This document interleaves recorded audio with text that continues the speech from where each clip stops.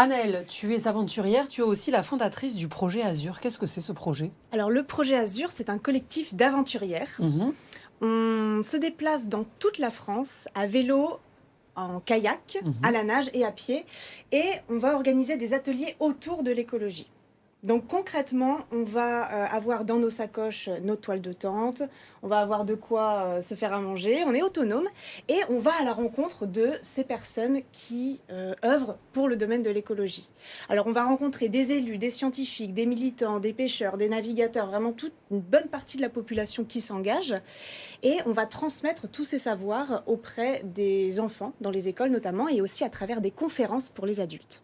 Comment t'es venue l'idée de participer à ça, de mettre au point le projet? C'est parti d'un constat ou d'une histoire personnelle? Eh bien, c'est une très bonne question. En fait, notamment à Marseille, il y a un tissu associatif qui est très dense pour la protection de l'environnement. Et il se trouve qu'il y a 4 ans, je vois un film qui s'appelle Le Grand Saphir de Jérémy Stadler. Le Grand Saphir, c'est l'histoire de Manu qui nage entre Toulon et Marseille et qui ramasse tous les déchets sur son passage. À la fin de cette aventure, il avait fédéré une centaine, 200 même je crois, 200, 300 personnes et il a décidé que tous ces déchets qu'il avait ramassés, notamment le plastique, il allait le transformer en mobilier, en bijoux et il me semble qu'on va en parler tout à l'heure. J'ai d'ailleurs sur mes oreilles du verre poli qui a été ramassé dans les calanques de Marseille et c'est Sauvage qui fait ce travail-là. Donc quand on voit des gens comme ça qui s'engagent, qui mettent au service de l'environnement des défis sportifs et inspirants, qui rencontrent du monde et qui décident d'agir concrètement, ça donne envie d'agir soi-même.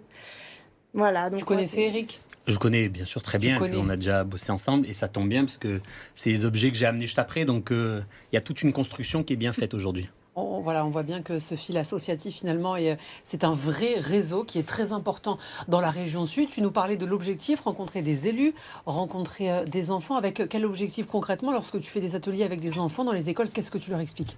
Alors avec les enfants, on va parler notamment du cycle de l'eau, de l'importance d'avoir une eau propre, qu'elle ne soit pas contaminée.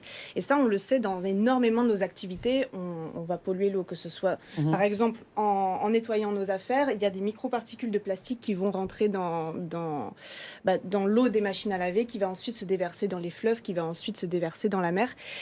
On va parler de ces choses-là, mais on va aussi surtout mettre l'accent sur l'émerveillement et sur la beauté de la nature.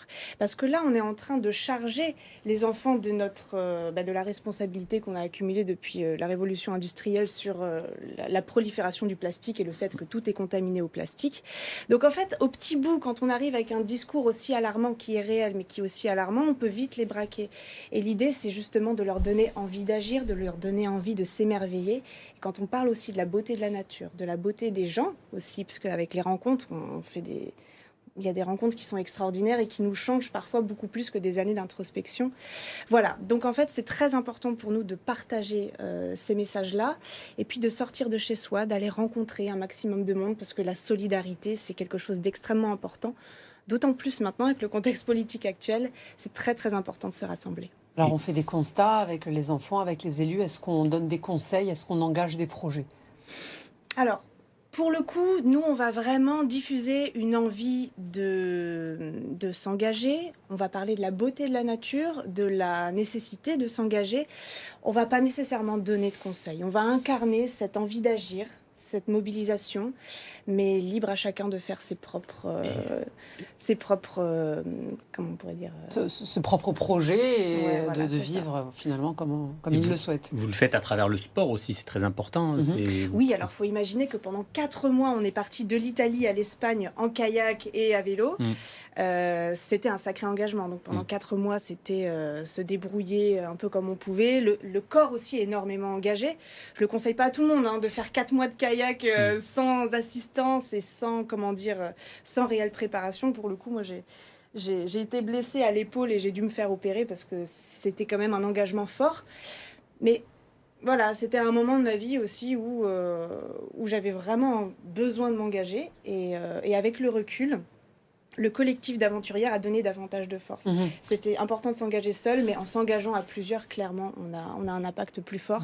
D'où l'importance aussi de se retrouver entre associations. Et, complètement. Voilà.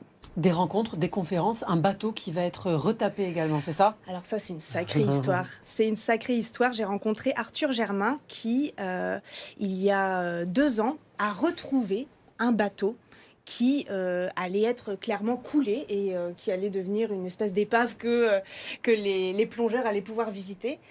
Il a récupéré ce bateau in extremis. C'est un bateau de 1936 qui est complètement en bois, un vieux gréement très très beau. Tu l'as trouvé où? Et à Gruissant. Il est à Gruissant, mais alors ce bateau, il a une histoire. Il a vogué dans les mers du Nord où on a retrouvé des matériels d'espionnage à l'intérieur. Enfin, c'est toute une histoire. Et depuis 2 ans, on retape ce bateau. Et là, ça y est, il est prêt, il peut naviguer. Donc, on va partir de l'Espagne et on va aller jusqu'à Marseille pour aménager ce bateau de manière la plus responsable possible. Donc, de manière pour que ce soit le plus écologique possible, il faut que ce soit sobre, peu coûteux en énergie, peu coûteux en matériaux. Donc, on va en première partie organiser des ramassages de déchets dans les ports. Il y en aura un à Marseille bientôt. Puis ensuite, on fait des ateliers low-tech. Donc la low-tech, ça va être des ateliers où on va confectionner des outils qui sont donc peu coûteux en énergie et qui vont permettre de générer de l'électricité. On va construire un pédalier justement pour pouvoir recharger les batteries. Il va y avoir une marmite norvégienne pour pouvoir conserver la chaleur plus longtemps et utiliser moins d'énergie. Tout ça, en fait, c'est une sorte de laboratoire expérimental qui va aller de port en port et ce sera au mois d'avril. Merci beaucoup Anaëlle. Avant que Eric, tu nous présentes les bijoux, ces bijoux recyclés, peut-être un mot sur ton émerveillement, ton attirance pour l'écologie en termes d'histoire personnelle. Ça te vient d'où? Est-ce que tu as eu un déclic? Est-ce que tu as été élevé d'une certaine manière? Comment t'es venu tout ça? Écoute, j'ai pas eu j'ai pas eu d'éducation à l'écologie plus que ça. Je suis née dans un village dans les Deux-Sèvres, dans le Poitou-Charentes, donc c'est pas le même climat qu'ici. Et la nature là-bas, elle est assez présente. Il y avait une petite rivière qui coulait en bas de chez moi, et cette rivière, elle était de plus en plus polluée. Donc quand on voit son lieu de jeu, son endroit de jeu, son aire de jeu pollué, forcément, on a envie de la protéger. Et voilà, c'est...